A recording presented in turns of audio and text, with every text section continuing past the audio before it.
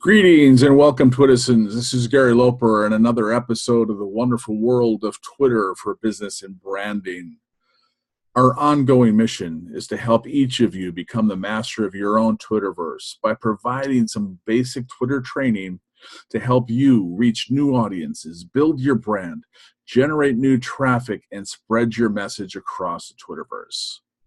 This is episode 3 of 12, and tonight we're going to take a step back to be able to make sure that your foundation is set up for a very effective Twitter strategies.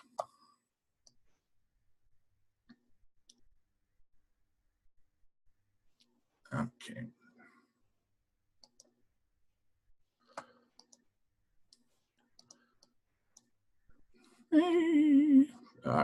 Come on, stop, go away. There we go. Now we got my screens back. So welcome once again. Hey, we've talked in the past about building up your social presence and doing a lot of things. We talked last week about your profile and your tweets and how important that is and being able to overcome a lot of mistakes that people make when they first get on Twitter. Like today, I want to be able to take a step back because all of social media really is, the purpose of that is to be able to drive people to your website. And it's really important that you be able to, be able to get them there. And so we're going to cover a few points about the importance of being able to branding, creating a great visitor experience, and possibly be able to create some additional engagement. Now, the first most important thing is consistency. There's a lot of reasons why successful businesses are successful over long periods of time. Through their branding efforts, they're able to build trust and rapport and name recognition. We think about Coca-Cola. There's always the red circle. McDonald's is always the golden arches. And just think about that. Even some of the logos, slogans, we're maybe dating ourselves a little bit here, but the commercials that we saw inundated when we were kids, please don't squeeze. And if you're over 40, you'll know that it was Charmin. Or, Winston tastes good like you deserve a break today. So those are all important things because, it's just the consistency. So you can be able to see on social media where it's important to be able to have that consistency so that you be able to become top of mind. So people will be able to associate you with the service that you provide and the problems that you solve for people. Now, last time we talked about the importance of your banner on Twitter as being a billboard. And I've learned quite a while ago, and I really subscribe to this because I think it happens online and offline, that you have 4 to 10 seconds when somebody lands on your website, lands on your social media page, or you meet them in person. There's 4 to 10 seconds where that person, that visitor, is making an assessment on whether or not you're follow-worthy or they're going to be able to connect with you. So we talked about the banner, how important it was, and how that creates that image and lets people know who you are and how you can be able to help them. Well, one of the consistencies that you can be able to do with your banners is to replicate your banners across all social media platforms. Again, so when somebody finds you on Facebook, or they find you on LinkedIn, if you're on Instagram or Pinterest, there's a similar branding thing. We just changed the backgrounds to be able to have the same color as our website, and hopefully it the camera brings out the same colors that we were going for. So it's really, really important that you be able to have that consistent message across all platforms. The psychological reach that you're going to meet with people is just, it's really too much more than what we can be able to go into right now. But just be able to think that, when you're dating, it's repetition. The more dates that you have, the more comfortable people are with you. On social media, you've heard me say a lot that, it's a level playing field. So there are countless number of people who are doing the same thing that you're doing, providing the same service, the same solution. So you really want to be able to strive for differentiation. What makes you different than everybody else who's providing a similar service to you than you? And I really believe that you can be able to do that by bringing your brand, your banners, and everything else. My wife, Carol, has done a tremendous job in being able to put some artistic creativity, balance, and life into my website, the memes, the banners, and everything else. And so I've asked her to be able to share some thoughts with us, as throughout this presentation. So I want to be able to ask Carol, can you be able to come on and just let's talk a little bit about the importance of banners and Sure, absolutely. Thanks for asking me to come on. I'd love to join this. It's really important with the banners. Number one, to think about this is users respond more when it comes to pictures than anything else. It grabs their attention, it captivates them. When you think of social media, let's use Twitter as an example. Like Twitter's default designs, they truly lack personality, and they don't establish a brand. And you want to be able to keep your brand, as Gary said, across all social media, your website, to be the same. And essentially, your header symbolizes your persona. So you want to create a custom banner that's going to enhance your brand by adding images of you, your logo, your products, and it can be artistic. So before you even begin, though, you should invest some time in the planning, like your colors, what you want on there, like your ebooks, books, logo, other images, and to define who you are is to select colors that represent who you are. I'm not going to give you all the colors, but for example, purple, for example, represents power, nobility. Black does as well represent power. Green symbolizes harmony and growth and abundance. So those are just a few samples of what would be some facets you need to concentrate in creating a header. I think it's important, Carol, because I know, I just brought my page up here.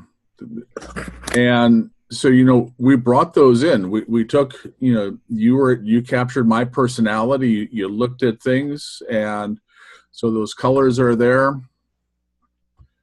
And I think, we created something, that very, very, we're proud of this. And, it's different from a lot of other people. We're not buttoned down professional people, so we're not going to have a nice tight thing. That's a great thing with WordPress themes. There's so many themes that can be able to fit different personalities and personas, and choosing the colors and being able to use a banner, consistencies by putting your logos in and stuff like that are absolutely vital, and I think is missing from a lot of people's websites. Absolutely. And for the viewers, if you're paying attention to the logo on the right-hand side where it says Gary in the middle, and it says what he does underneath it, it's really important to pay attention. You're not really saving any money or doing yourself any justice if you, for one, design the logo, unless you're a graphic designer, or you go to a low-cost graphic outsourced company. And importantly, if you're going to work with a good designer, you need to ask them if they're going to create a vector graphic. That's very important. And the difference between a vector graphic and a raster is vector is visually consistent. It has precise points. So, for example, Gary's logo, if we blow that up on an 8.5 by 11 page, it's still going to be crisp and sharp and easily viewed. So those are some things you want to consider, and the fonts you choose and the color.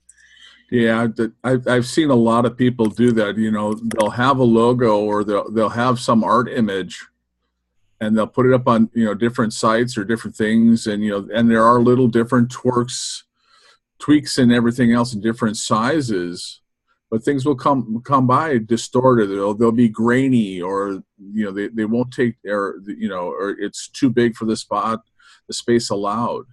So there's a lot of little things that people do that. And, you know, one of the things you mentioned too is imagery. And, you know, that's the reason, you know, we've got some great images here along the side for our ebooks. And, you know, I know, you know, some people may say there's a little bit of clutter, but this is our first page. And so when you come on here, you know, we have this opportunity. What do we do? So when we're tweeting this blog post, that's going to go to a site that just that blog post is on.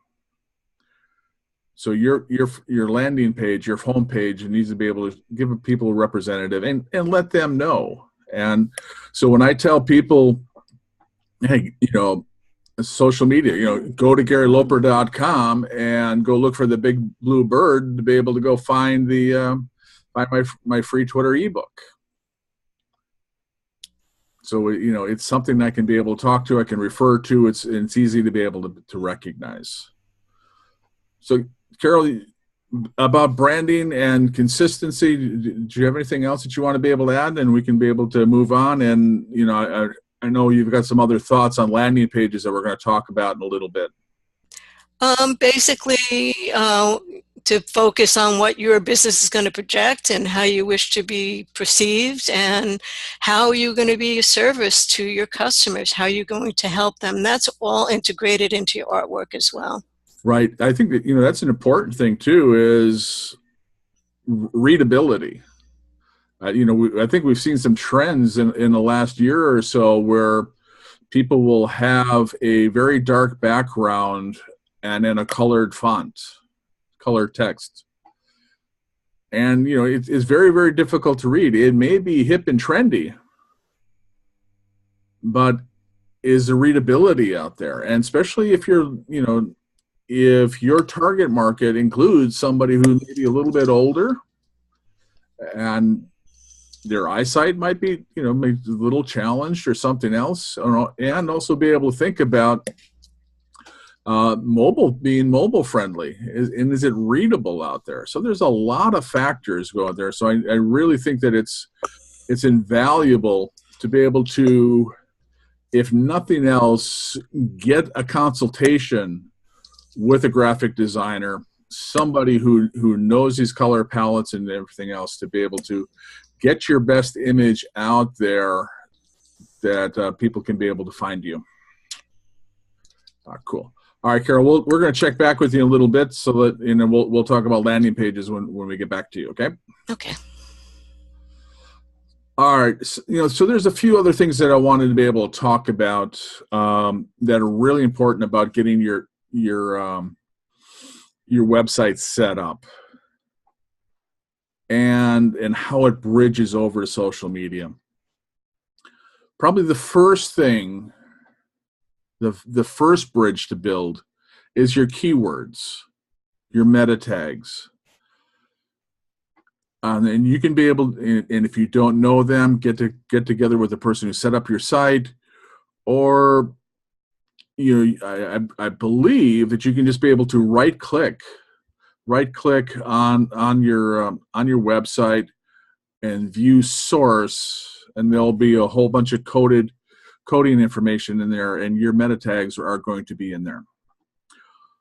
But the reason for that is one, those are the search terms that you're telling Google, Bing, Yahoo. These are the terms that you want to be found by. So when somebody types in that term, I want to come up in those searches. Well, Twitter is a great search engine as well. So the same terms that you're using on your website, you want to be able to use on Twitter. Now, Twitter also has an arrangement with Google that their texts, Twitter tweets are going to come up in Google searches if you're prominent in those conversations. So there's a branding aspect too. So if it's about coaching and relationships and the other things that you're all about, you want to come up, you want to be found in Twitter searches. We talked about filling up your profile with that. And you also want to be found when somebody does a search on Twitter for those tweets to be able to come up, and also an enhancement that you'll come up in Google searches with it. All right, the next step we want to be able to cover is connections. So right up here on the right, you see me circling around a little bit here.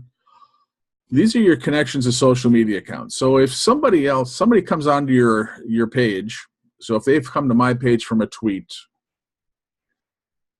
and so if they like what they see and everything else, isn't it just a natural curiosity that you're going to be able to want to go and see, hey, where else is this guy? What else is he doing? Oh, he's on Twitter. He's got 2 accounts on Twitter. There's 2 Facebook accounts. There's a LinkedIn. There's an RSS feed, so people can subscribe to your blogs, so they can be able to get it in their email. You want to be able to get these up there, and these are, I believe, they're a plugin or a widget when you build your site, and very easy to be able to put up there. Each of these are hyperlinked. So the first one will go to my primary Twitter account. The second will go to my backup account, the Gary _, my personal Facebook, my business Facebook, my LinkedIn account. So this is up, and you want to be able, and the reason you want to be able to do that, you want to build your following across your major platforms. Give people a chance to be able to connect with you. And the next thing we want to be able to talk about, again, is be able to create a great user experience for them. And if they really like this, you're going to want to get some share buttons.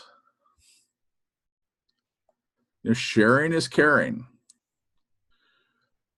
Now, you don't want people to be able to work.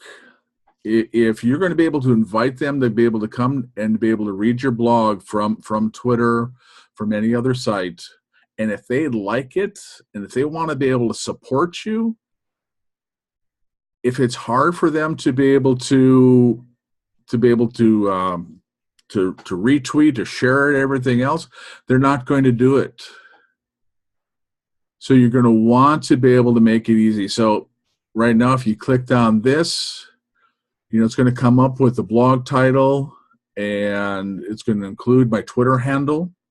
So I'll know when people will do it, and it'll also be tagged from Shareaholic, which is the service that we use here. And I believe that's a free service. You can be able to get that.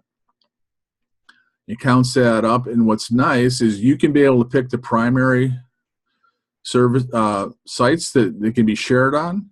But this green button here also gives you more options. So it brings up StumbleUpon. It brings up like 100 different sites.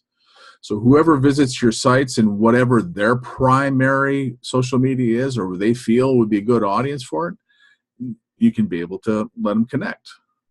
They can,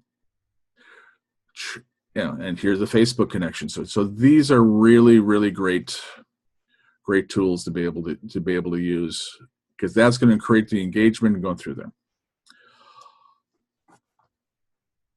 Another huge thing while we're on the website here is great content. Always great content. Content always was and always will be king. It establishes your expertise in a subject matter. Again, so you want to be able to be found in those Google searches and those Twitter searches. So if you want to be able to be known, example for Twitter, then you need to be able to be putting out a lot of blogs regularly about Twitter. So there's the last two. And then here's some of the previous blogs we've come up with. And you can, you need just, I just can't underscore how important it is to be able to have information out there. And there's an endless supply of ideas. Here's one of the things that I've been doing that I haven't fully taken advantage of. Over the last year, I visited a lot of different sites and saw a lot of different articles and going through my tweet stream, my Facebook streams of other articles about Twitter and social media and coaching. And I have a Word document now with probably 500, 700 different links of articles that I wanted to be able to read. And then I wanted to be able to use that as a seed for me to be able to write, my view on it. Sharing somebody else's stuff if I know them and there's no real conflict in being able to support them, I'll do that. But if there's something in there that I know that would be able to help establish my brand and my expertise, I'm going to hold on to those and I'm going to write that old content. Another thing that you can be able to do is if you've written some other articles, it's always a good idea, and I just listened to a video today from somebody who reminded us to refresh your content.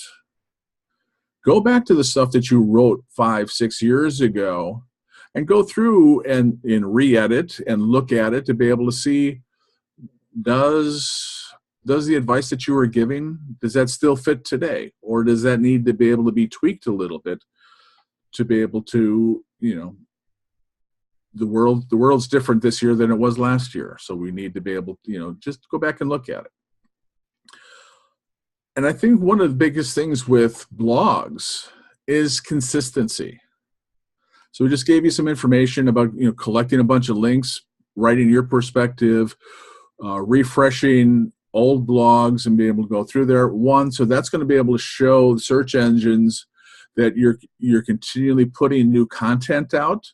So that will help your search rankings, that you'll move up higher in there, and it will establish your expertise. Now, one of the ways that you can be able to ensure your consistency is, in case you've got a list of 10 topics that you want to be able to write about. What I would do is write up 4 or 5 of those blogs first. Write them all out, get them edited, and like Carol mentioned, and and we'll ask her too about including images on your blog posts. That's a huge thing. Get the images and go on through there. And the reason why is on our WordPress theme, and I'm sure a lot of other ones, we can be able to schedule posts. So if we write something up, we can schedule that to be able to go out, say March 1st, and then March 8th, and every week going forward. So I think it's really important that if you're going to be able to be consistent, give yourself a month to be able to write up a bunch of stuff so you can get ahead and you get stuff in the queue. So if you've got 3 or 4 weeks of posts already queued up and ready to go, now you can just be able to continue to be able to write, and there's no pressure, and you know that it's going to come up and it's going to go out at another time. So I hope that makes sense. Carol, you want to tell us a little bit about, can you come back? Tell us about the images. Sure, absolutely. Yeah. it's important when you're making the images to, after you get ready to post your blog, to select one line within the content. If you're going to have an image at the top that's going to draw your reader in, that's one way. And to also, there are numerous sites out there that you can get high quality images that you can add your text to. And that's important because you want your images to look sharp. You don't want them to be blurry. So there are a number of free programs out there. Personally, I use Photoshop, which is an Adobe program, but not everybody has access to that because at this point I think there's only paid versions of that. Definitely, without any doubt, it increases the visibility of your site and people reading it when there's artwork, art elements on your blogs. Yep. And I think also Facebook made a change, I think late last year. Twitter's done it, is when you include your link into a post, it will pull the image. So if you've got an image Yes. connected with your blog post, you put it up on Facebook, you put it on Twitter, that image is going to come on there. And again, when we did some shows last year, one of the people we were talking with, he talked to us about this thumb-stopping content. So when you look at your tweet streams and we'll talk more about imaging and memes and going through there, but for this, for this aspects about your blogs and going through that, another important part of this is that if people are scrolling through their tweet streams, if they've got you on a list or they're just looking through the whole feed, they're going to stop on images. What's going to stop them from all the other words and everything else? It's images. So you want to be able to grab, and what they'll usually do is they'll grab the first image on the post. So even though this post has a couple images, this is going to grab the first one. But you'll also be able to see, hope you can see here, we've branded all of these images with my Twitter handle and the website.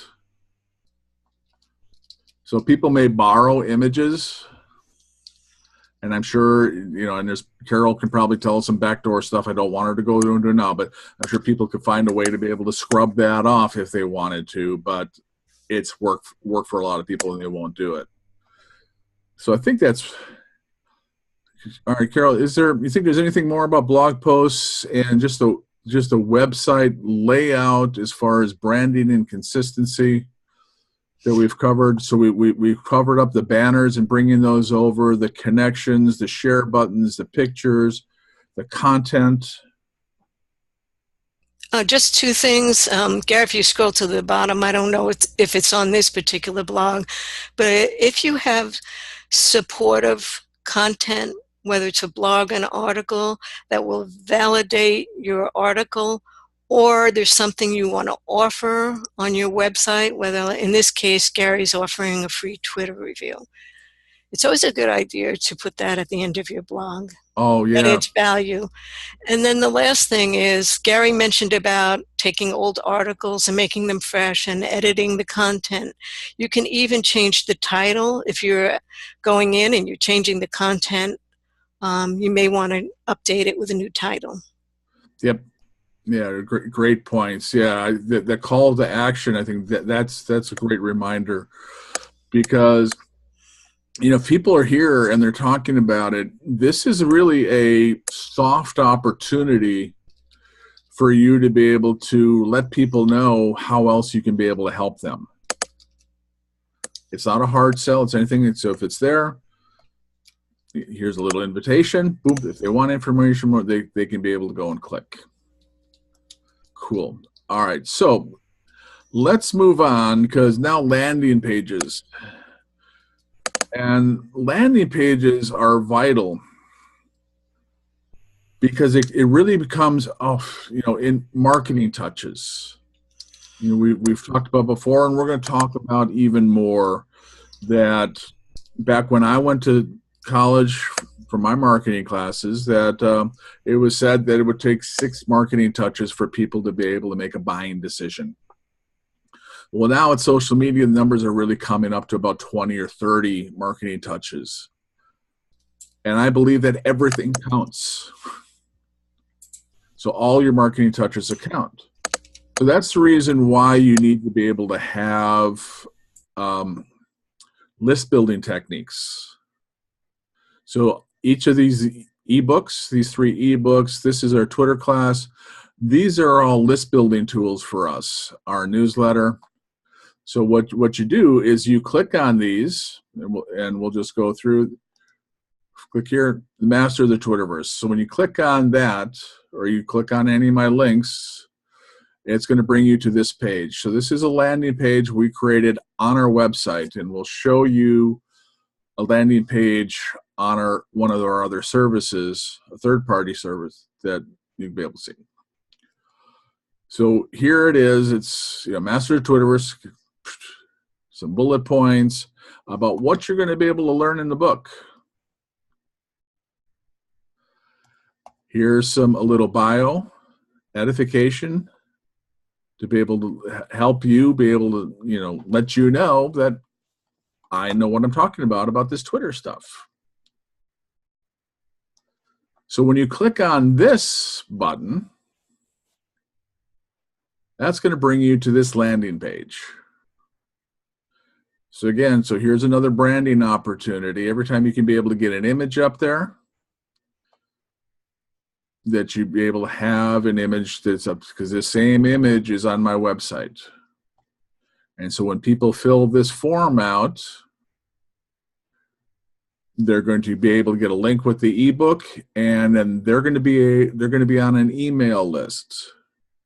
And the importance of that email list is now through our newsletter, through invitations to these classes, we get more marketing touches. And we can be able to, again, build the rapport, build the trust that people will want to be able to come and work with us. So, Carol, before we go on to the next one, do you have anything to be able to share about the landing pages? Because I know you've created a lot of these. You created all of these for us, and so in on-page within your website, landing pages are doable. You don't have to be able to buy a service, but we're going to be able to show you some of the other differences that we had with it. But right, absolutely. And I'm even looking at the landing page, and I'm seeing I updated his website, and it shifted some of the text where it says, for limited time, receive your free Twitter ebook now. That text shouldn't be up there. But so definitely, if you're familiar with WordPress and you're making the changes, go back and review your pages. Yeah, so there's little things in there that, Carol's a Virgo, she's a professional, so she's going to pick up every little thing that's off, and those are great things that you need to be able to have with somebody who's doing your graphics and doing your editing, is be able to put that up there. But and these are pretty simple to be able to do. Is you need to be able to have a service, and right now we're using SendLane, but to be able to get started. MailChimp is a great tool to be able to get started. It's free. There are a lot of limitations, but you can be able to get there, and you can be able to create a form just like this. But I don't think you'll be able to have the pictures on MailChimp. But you can be able to get there, and what that will do is then that will collect all of your names in a list where you can be able to then send out your newsletter and send out your messages in another branding opportunity. So you can be able to use MailChimp for free. It's limited on what you can be able to do with it. And just we had an experience where we got locked out of MailChimp because we ran into an invisible rule with them, and they've never explained what it is, and they've locked us out of our account where we can't send out of it. So you have, when you get something for free, like Carol was mentioning too, with some of the Fivers or some of the other discount services, you kind of get what you pay for. But to be able to get started, you use a no-cost, low-cost thing. Going through. The other option we've done is we started using a CRM, customer relation management tool with SendLane. It's sendlane.com. And what we're going to do is we'll put a link in the description on how you can be able to connect there. So what this is we're able to put up a video on here. It's on auto start because we're in the middle of class. Our countdown timer is out here, but we've set this up, and they add their name, their email. Boom! You're going to get information. You get a welcome letter, and you'll get the welcome messages to our events. And what we like about this is it's cleaner. There's not a lot of information, and there's a lot of conversations about landing pages, and that's probably a 20-hour course. But I want to be able to believe in simple and getting it out there and get the information. We're getting a pretty good response, a little lower than industry norms, but it's a good response. And another thing that we liked about this is another tool, and it's with the SendLane. I think we're paying, was it $19 a month? Is we can have unlimited landing pages, and they've got a lot of templates, a lot of different templates that you can be able to customize. I think we changed the colors on them. You can get in there and change the text. A lot of different looks, things like that. So you can have unlimited landing pages. So you can do a lot of testing, or if you've got a lot of products, you want to be able to go out there, or you want to do a lot of test marketing. You can be able to do that for $19 a month, unlimited landing pages. Now, Carol, if you want to be able to just let us know, what was the time that you invested in creating the landing page on our website, as opposed to what we did to be able to create these landing pages. The time is much shorter. There's a little learning curve on how to be able to learn the system, but it's important. It's definitely quick on SendLane, and they're a fantastic company to work with. Although you can't call them, they have chat boxes, and they respond fairly quickly, and they're very helpful. So I don't know if it took me 15 minutes to do this versus a landing page on the website. Definitely took me longer. Yeah. So we wanted to be able to give you a couple options. They both work well, but depending on what your time is and what you want to be able to try to accomplish, here are a couple options. Like I said, we'll put a link where you can be able to connect with SendLane and be able to get started there. All right, Cheryl, is there anything else about landing pages? I know we sort of flying through stuff here, but we cover everything? It sounds that way, and some of the things that you covered on blogs, you can actually translate over to landing pages anyway.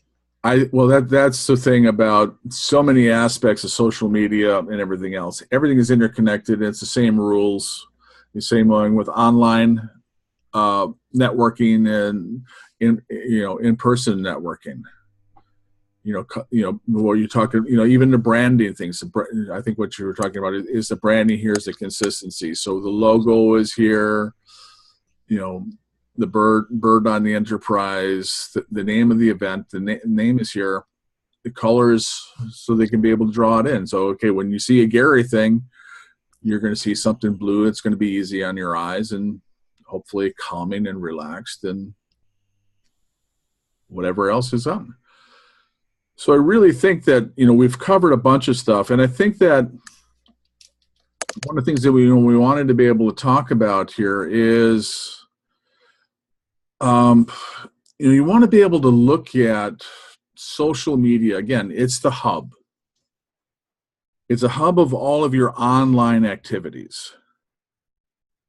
And you really want to be able to be thinking about this as stage selling. that's moving your prospect, your reader, to the next step. And what I'm working with coaches and authors and speakers. So, a lot of our product is us. And so it's a relationship building thing. So, if you're dealing with sex toys or vape or something else, something that has no emotional attachment to it, is you can be able to go out and you can be able to sell things right away. But if you have a business that's developing on a relationship and building the community and return customers and a lot of other things, you really want to look at stage selling. So setting up the branding, the consistency, going through that, the blog posts, the coloring, the pictures, the banners, your landing pages. So there's a consistency in going through there. And you see each one of them moves you a step. So I hope you saw that, and it's sort of an invisible process. So you clicked on a tweet, you came to the website, you saw the website, you had an opportunity to be able to learn more and be able to get a consultation, or you could be able to get an ebook. Then you went on to a list, and then we send you newsletters and invitations. So realistically, that's like 3 or 4 different marketing touches, all with the same piece. So theoretically, we only have 16 more to go, right? So those things are important. Another thing that we want to be able to show you that will be able to help drive traffic that I think is underutilized for a lot of people is the pinned posts.